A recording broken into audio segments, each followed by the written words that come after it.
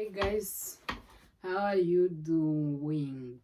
Nizere ko mumeze neza, nanjye nkuko mubibona meze neza. Iyi ni Essence TV show nk'ibisanzwe nkaba ni wa mukobwa wanyu Oliva mukunda. Guys, ndabashimiye. Thank you so much ku biganiro byacu mva murabireba kuri mutera komanteri. Ese mamutwereka aho turi kumwe 100%. Uyu munsi wa none rero nagarutse tugiye kuganira ku kintu kivuga ngo hano turi cyangwa hano muri Amerika n'abandi bari mu nzira bari kuza bazareba kino kiganiro hano muri Amerika, ikintu cyo guseka kabisa. Niyo waba wababaye wagize ute mwenyura seka. Abantu benshi usibye n'abantu bahangaha n'abantu biwacu nyine muri Afrika, iyo muvuganye nyine ntumusekere ntago biba bigaragara neza. Hari igihe agenda nyine avuga ati si mwiza, ariko nyine nka wa muntu nyine uwo kubwira seka, buri kintu cyose seka. Guys, aba ari byiza.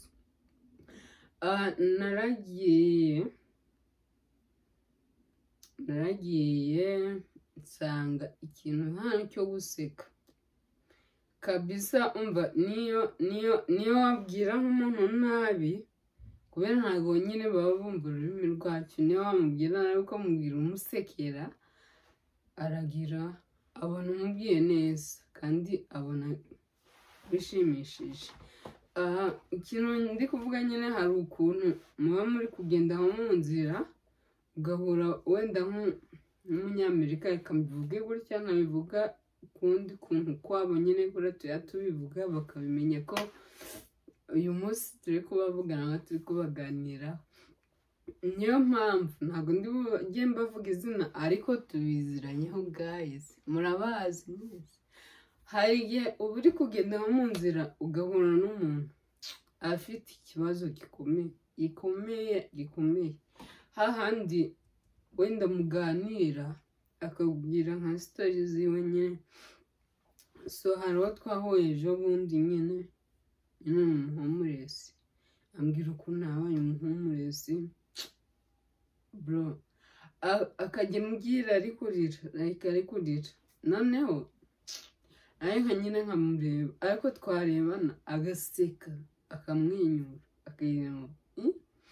Avuga se aba bantu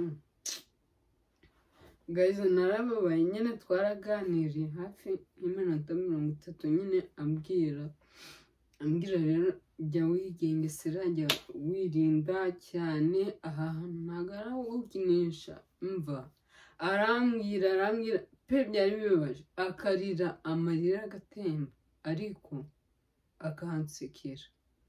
Twajya turebana mu maso nkamubwira sorry, yarangiza akansekera. Njyewe nari nabuze icyo kuvuga, yarambwiye ndarira nanjye. Numva ntago nibutse ahantu ndi ngo nihengo hameze ute, ariko guys nararize biri seriye. Noneho njyewe ni umuntu ugira emosiyo, iyo umbwiye ikintu kibabaje cyane, niyo kitaba kibabaje ukarira, nanjye nsanga narize, niko nimeze nyine. So ndibuka mu minsi yashize nk'amezi 2 nabwo turi kugenda nyine muri basi, hanyuma sinzi ukuntu narebye inyuma yanjye mbona umubyeyi ari kurira cyane. Umva nk'umuntu ufite ikibazo gikomeye ari kurira bimwe, umva ari kurira gusa.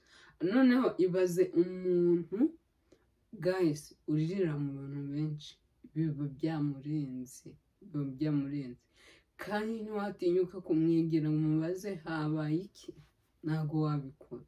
Aba afite agahinda gakabije, ariko murarebana gutya mwabuze amaso agaseka, ukibaza zino mbaraga bazikura zino mbaraga zo guseka, ugaseka ubabaye, ugaseka uri mu bibazo. So narabigenzuye rero ndabireba nsanga bino bintu nyine barabikunda nyine. ngomba kubibakorera. Hanyuma nanjye akantu kambayeho mu minsi yashize, nagiye nyine njyana abantu ahantu, abana mbajyana ahantu nyine kugira koga, hanyuma nayo njya mu mazi, noneho ntabwo nari meze neza. Icyo gihe nanjye sinzi ikintu cyari cyabaye, nari ndi kumva nameze neza nyine, guseka byagiye, ari igihe nyine guseka nanjye bigenda, ariko nyine ndagerageza iyo ndi ahantu hari abantu benshi baba b'iwacu, aba bantu binaha, urumva ndagerageza ngaseka niyo naba mbabaye guys. Noneho sinzi ikintu nari ndi gutekereza, nari nagiye nko kure pe, umuntu twari twajyanye arandeba binaha nyine, mvuga abantu binaha, mva namwe murabazi ntabwo nabavuga, nzabavumba. Noneho narangaye, ariko ndi koga, ariko ndakaye nyine, ubona isura yanjye ukabona nyine imeze ukuntu irijimye, arandeba aranyitegereza, sinzi ukuntu nagize gutya, murebye mbona ari kundeba, ndaseka ngira ngo ndahagije, mpita nongera ndarakara. Iriya video njye nyine nari sinzi umuntu ari kumfata video, noneho arayinyohereza nyine, twari turi aho hantu turi kumwe nawe, ariko ntazi ko ari kumfotora nawe ari kunkamera. Hanyuma anyereka video, arambwira ino video urayibona gute? Nanjye narasetse guys, numvise bisekeje pe. Ubwo kibaza umuntu arababaye, afite agahinda, ariko murareba nyaraseka. Bivuga nkunda kubibona mu kazi, iyo tugiye mu kazi nk'umuntu bakamubwira ngo urakora ahantu kandi atashaka, yakira urufunguzo akagenda yitunganye. Noneho wenda nk'abana bantu bino nyine ari nk'umuyobozi, ahita bireba nyine atari umuntu w'iwacu nyine. Abantu b'iwacu nyine barabizi ko umuhaye ikintu atagishaka aba agomba kugira ute, kwitunganya. Ibyo barabizi kandi natwe turabizi, ariko uwo muntu, ariko abantu binaha nyine yaguhaye urufunguzo ngo wenda ngo ugende ukore ahantu runaka, iyo utashaka ukitunganya arabireba bro, biba bigaragara nabi. Uzi ko ashobora no kukwirukana ukabura akazi kawe. Ni ukuri tugerageze guys, tugerageze. Niyo waba ubabaye, seka.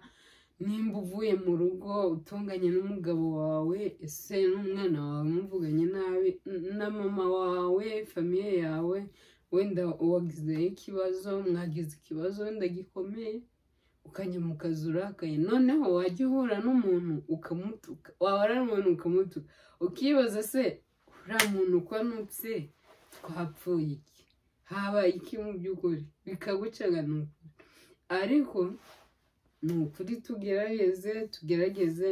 Nimba nta n'imbaraga uba ufite, nimba ari abantu, sinzi, abantu nyine ku isi turatandukanye. Hari umuntu mu buzima bwe nyine aba ahora yijimye, agahora arakaye, bitewe n'ibikomere. Dufite ibikomere byinshi, sibyo? Kandi bitandukanye. Noneho hari umuntu uba warababaye guys, yarababaye,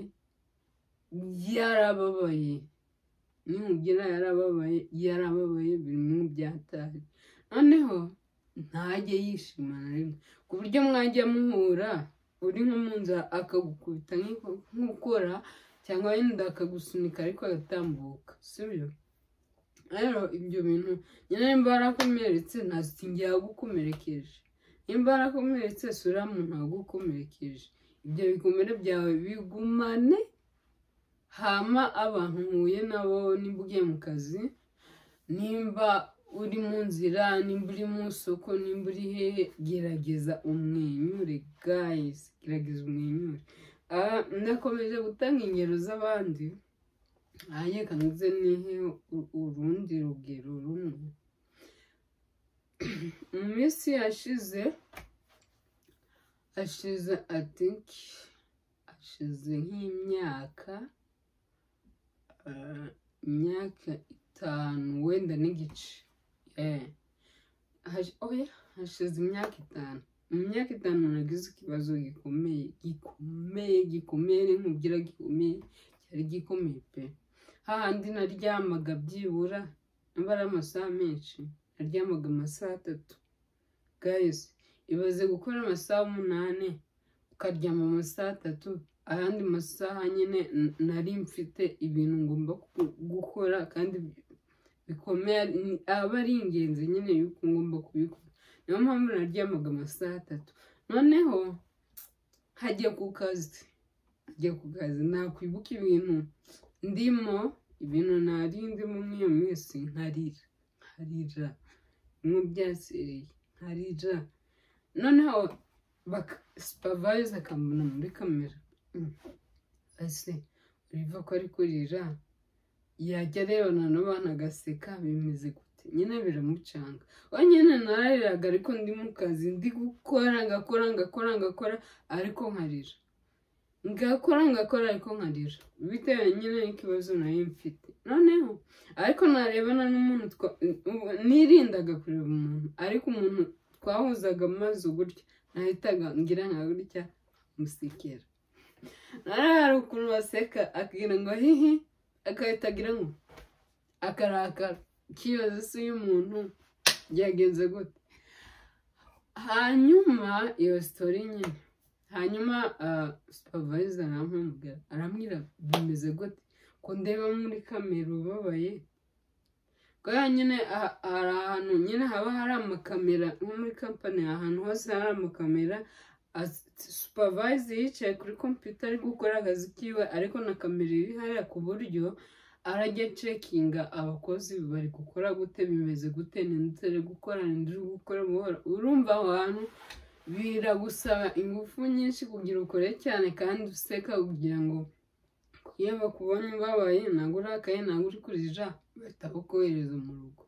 Kandi murabizi hano muri Amerika dukora ku masaha. Wowe nimba ukoze amasaha 3 bakakubonaho ikibazo bakakubwira ataha ntabwo umeze neza, uzagaruke ejo, nyine urataha. Noneho rero kugira udataha murarebana ugaseka. Noneho banaguhamagara kuri office nyine ugahita cya kibazo ukirengagiza, ukagenda kugira ngo uze kugaragara neza imbere y'umuyobozi. Urumva aho hantu twari tugiye muri office, ahantu utari gukora, ahantu nyine muri buganire gutya biza.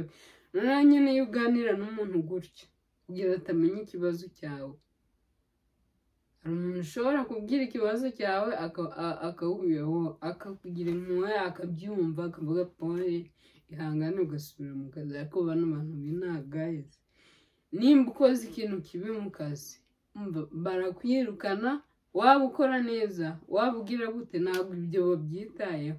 Noneho nagerageje uko nshoboye kugira ngo iyo meeting tugiye gukorana benseka, amarira abe yagiye, ariko nyine bidakuye ikibazo cyari gihari pe kandi gikomeye. Ariko nyine turagenda turaganira, Oliver hi how you okay, ndamubwira I'm okay. Arambwira ngo kubera kuri kurira, ndamubwira turi gukorera hameze ukunuku. None amahirwe twari dufite, iyo company yabagamo icyo bita chemicals guys, handi winjiragamo nyine amarira agahitaza. Ubwo nanjye nabiprofitiyemo nyine, nimba ariyo mpamvu nagiye nisanzeyo nyine nisanga ndiyo. Ariko iyo chemicals nangwa iyo miti bateraga mu iyo company yaramfashije, kuko narariraga bampamagara kuri office nkababwira oya amoke, nuko ndi gukora ahantu nyine turi gukora urusenda, abeshi urusenda rwabaye rwinshi muri company, nase tugwa amarinete nkavuga oya amoke, ndaza kumera neza, kuko nyine nambaye amarinete kenshi ushobora kugira ikibazo cy'amaso. Rero nk'ubwo buryo ndi kwirinda kurwara amaso, nuko rero sinyambare guys. Nyine aho hantu mvuze abantu bahazi barahazi, gusa nyine ikintu navugagaho nangwa twaganiragaho ikintu cyitwa guseka. Nimba ubabaye ukaba ugiye mu kazi, gerageza umuntu uhuye nawe mu nzira umusekere, umubwire muri aho, nimba avuga ururimi rwacu umeze neza. Nimba ari mu gitondo ukaba ubyutse wenda wagize ikintu runaka nijoro kikubaho kikakubabaza, gerageza useke. Nimba sinkubwira nyine ngo ugenda mu muhanda ugira ngo umeze ngo usekera buri wese. Aho ni byiza gusekera na buri wese kuko ntabwo babagize ntabwo abari baba baguteje ibibazo byo kugira urakare. So rero guys, icyo kintu nicyo nashakaga tuganira. Murakoze, ndabakunda guys, mukomeze mudushigikire, mukomeze murebe ibintu byacu. Ni ukuri bino bintu dukora nimwe tubikorera, nimwe tuganira. Mudahari, mutaturebye, mutagize ntacyo, twaba turi gukora ikisi, twabyihorera tukajya guhinga.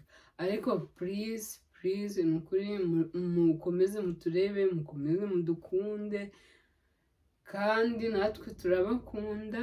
Kandi ndabizi nyine biraba bigoye guseka kandi ufite ikintu kikubabaje, ariko ngewe nababwiye story yanjye.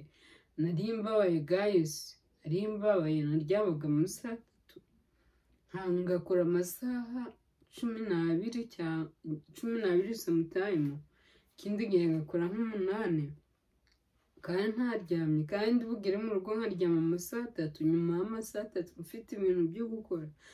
Ariko ahantu nagendaga mu nzira hari abantu kampani, abantu bankoreshaga ibyo bintu nyine nakoraga, ni abantu kandi benshi kandi bahanga. Abantu bahangaha bisa ubasekere. Nimba hari n'ikintu cyakubabaje, basi nimba ugiye usohotse, senga ubwire Imana ati Mana, mwikoreje ibi bibazo byose, aka gahinda kose ndakaguhaye, please mfasha. Imana izabigufasha. Ijambo ry'Imana ryaratubwiye ngo abarushye n'abaremerewe munsange ndabaruhura.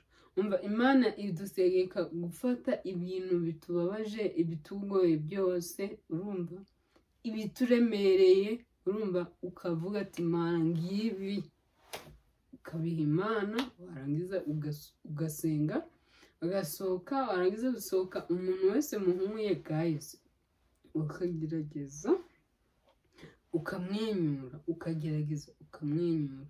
Niko biba bimeze, niko tuba tugomba kubikora guys. Mwakoze rero, naho ubutaha. Ni ukuri Imana ibahe umugisha, kandi ndabakunda. Ni ukuri ndabakunda bimwe kundi baye umutima, niko nabivuga kugira mubyumve.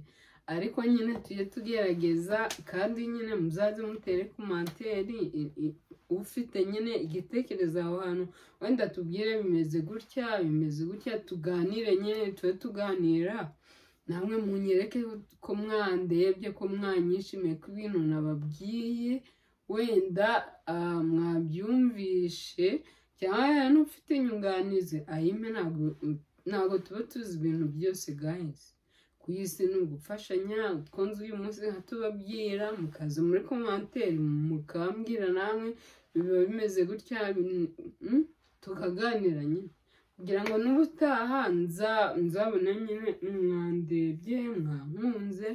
Ikiganiro nakoze ejo guys, mwarakirebye pe, kandi ndabashimira bivuye umutima. Kandi nyine I promise, ndababwiye ngo ibyiza nzageraho, ntabwo nabibagirwa. Namwe murabizi ibyiza byanjye, nangwa ibyo nzaba mfite, byaba byinshi byaba bike, murabizi turabisangira. Abo tudasangira buriya ni uko bitaragwira, ariko nibigwira I promise uko ntabimpa, sibyo? Gare mwakoze, naho ubutaha, kandi Imana ibaha umugisha. Uyu yari Olive, umukobwa wanyu mukunda. Hanyuma naho ubutaha, bye bye. Mwakoze guys.